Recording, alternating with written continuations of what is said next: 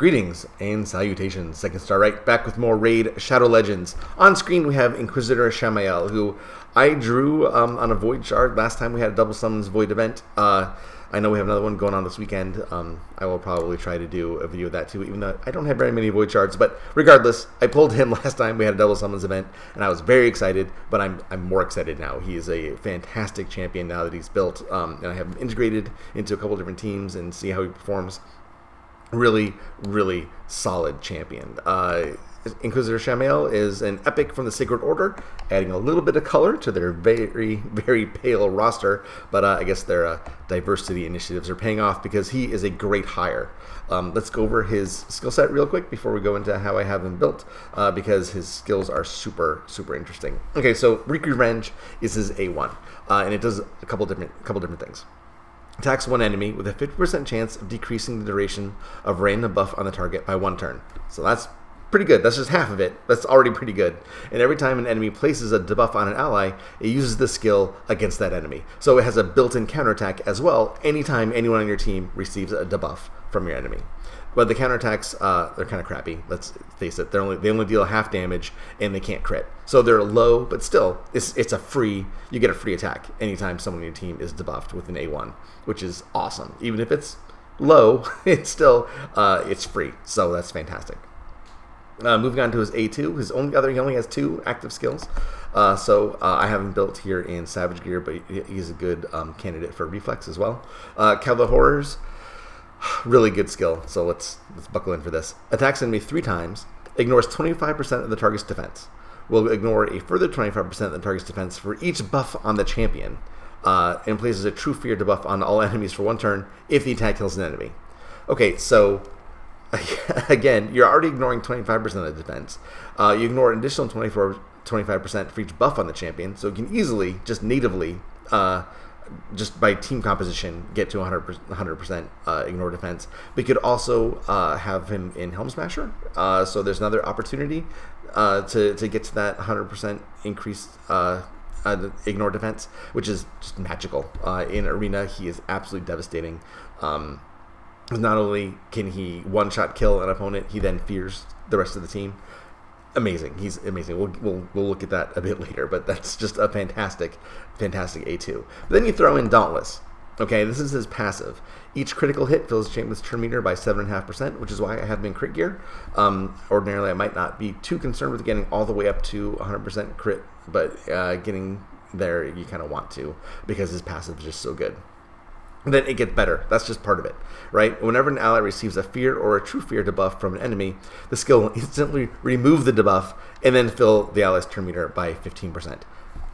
Okay, I know you're thinking, and I knew what I was thinking when I saw this. Madame Serris teams with Frank, even those two put together is the worst possible arena defense team that I go up against, because I hate the fears. I hate them, and I have teams that are very susceptible to that because I don't build in a lot of resistance. I just kind of ignore that and just try to nuke my way through or buff my way through, whatever the case may be. I'm susceptible to it. So putting Shamael on the team completely neuters that defense 100%. It is ridiculous and amazing, and it just warms the cockles of my heart.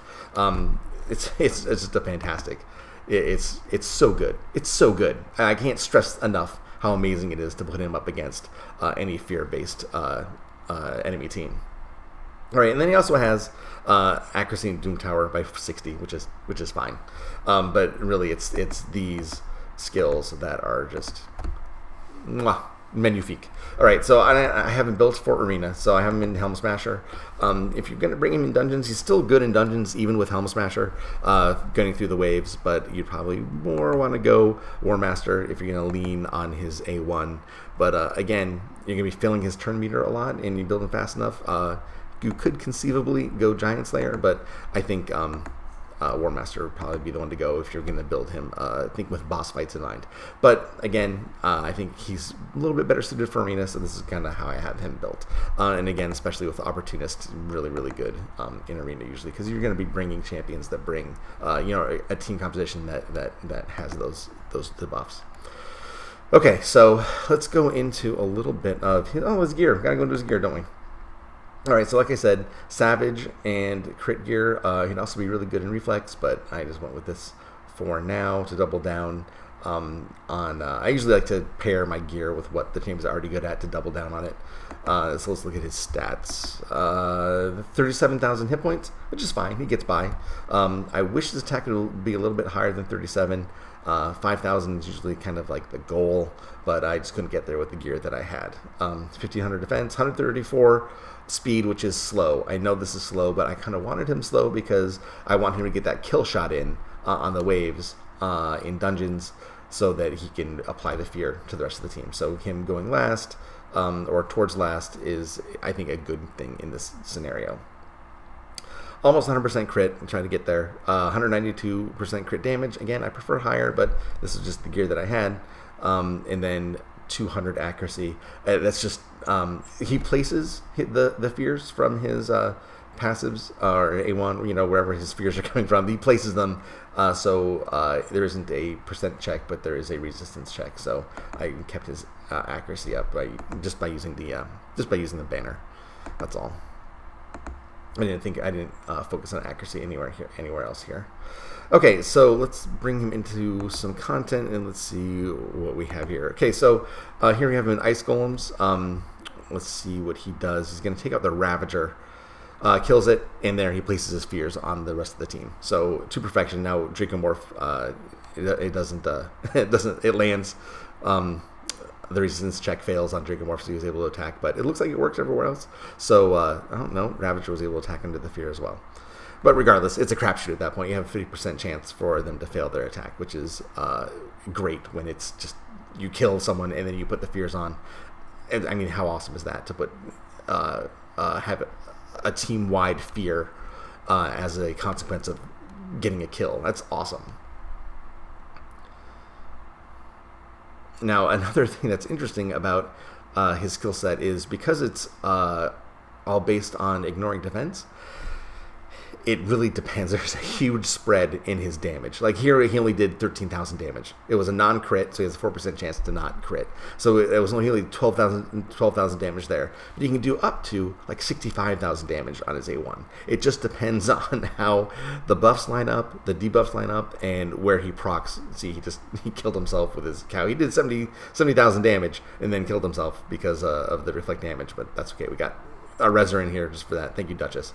But his damage is so widespread. Like I said, from 12,000 up to 65,000. I've seen it in that range. It just depends on who you're attacking and how many buffs he has, and whether Helm Smasher procs or not. It just depends. So there he had a 40,000 hit. So I mean, it's just like I said, it's crazy, just the wide range of damage that he can do. But again, that's what happens when you're playing with defense procs. So 25% natively just by his A2, but then if he has buffs, it's another 25% for each buff, and then Helm Smasher can potentially proc to get it even more. So it depends. It's a wide range of damage. It's fun, but yeah, definitely that's something to keep an eye out for. Is you never really know how much damage you're going to do with this guy because it all just depends on how much defense he's ignoring. So that was a really good one. That was like 150,000. So that was fantastic on his A2. And then a nice 64,000 hit with his A1. So again, it just depends on the conditions of that attack when that attack manifests, what conditions he's under at the time, and what procs. It's interesting. Okay, do I have this fight as an end? I don't think I do. I don't think I have the end of this fight. Sometimes I want to skip the meat of the fight and just get to the end because this is like a 5-minute fight. It's Ice Golems 20. I can do this much faster, but I built this team specifically to showcase Shamael. A lot of buffs and try to make him kind of the main damage dealer. Cantor the Cyclone's in there just to cause confusion and chaos. Volgoth is there for heals. Draco is there for poisons, and Duchess is there for reses and to get those buffs onto. Duchess puts out a lot of buffs, so it's good for his defense proccing. Ignore defense proccing.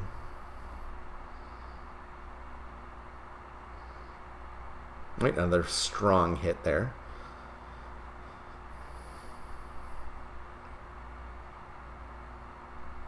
So even though he is ignoring a lot of defense, you're still not seeing as big in numbers as you could potentially see from those champions that are built more on crit damages. I don't know why. I'll have another video here with another single target nuker that gives, I think, does more damage the way that he's built. Shamael has better side effects to his damage, but I have another showcase that I'll do later on this week or next week with another single target nuker that also does his job very well, just not with all the bells and whistles that Shamael does. So here it does is 1.2 million. Draco 1.8. Of course, Draco's gonna annihilate because of his poisons on the boss. But for a single target nuker coming in second on the DPS list with over 1 million damage on a boss fight, it's nothing to sneeze at. And his fears help get through the waves too. So he even though he's built for arena, he holds his own and brings some utility to boss fights as well. All right, so what do we have next? Oh, this is just Faction Wars. Again, Sacred Order Faction Wars. He's fantastic in Faction Wars for the Sacred Order because there again he's fearing the team. He doesn't. This looks like we had 2 resists, but really good. And this is the boss fight. This is 21, I think, stage 21. I'm pretty sure. I'm not going to go through the whole thing. I just wanted to show that.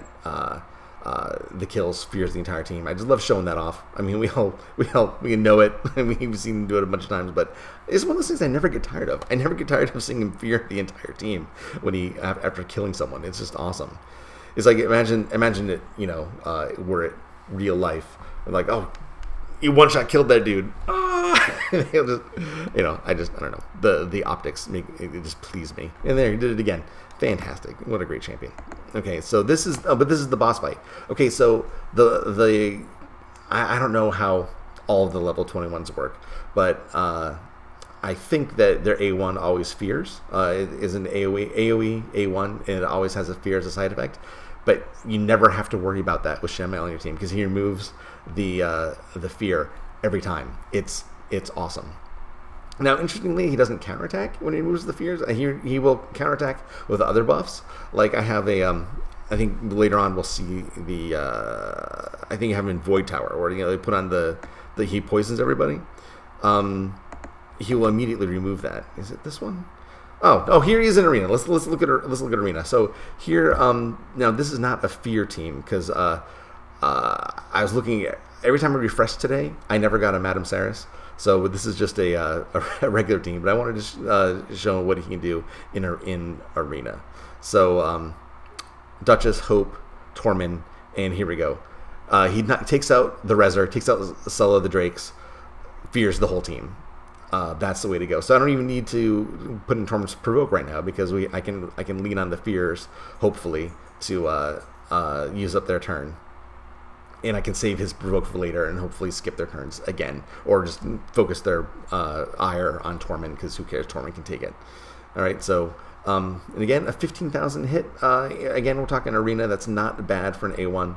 I don't think all of his ignore defense is procced on that time. We usually see a little bit bigger of a hit, especially on an attack champion there. But we will see him take out, let's see. Okay, they're going to go for Drexthar. Okay, so now his A1, he's going to go for Captain Tamilla. 20,000 hit on a defense-based champion is not bad. Okay, this is all over except for the Crying. We're not going to worry about that. We can take him out. Okay, all right, so here we go. Serris and Frank. This is I did this last week. He's not completely built here. He's not as adequately built as he's now because this was like a week or two ago when I filmed this. But there we go. Midnight Ritual, feared, and just remove them all again. Let's watch it again because I was blabbing. Okay, so we'll try to block buffs on Frank with Hope, and then Serris will do her thing. She's going to take off all our buffs and then fear, but no, we take off all the fear, and then he counterattacks Serris for taking off the fear. He doesn't do that in Faction Wars, but he does it in Arena, I guess. or maybe she added some other. He's probably responding to the other debuffs that she was putting down. But regardless, there were low counterattacks, but still, it's a free counterattack. I mean, how can you go wrong?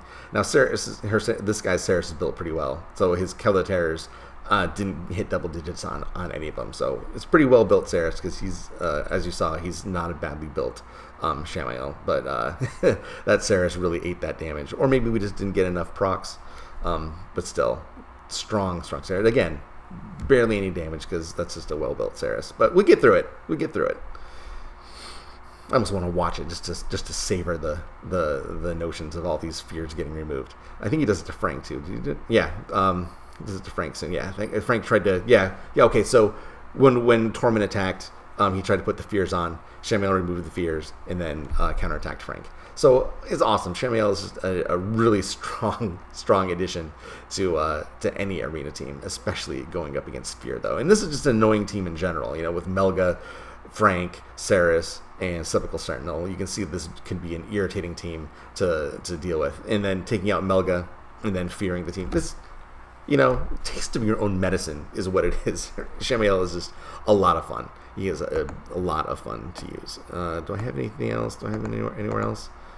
No, I guess not. I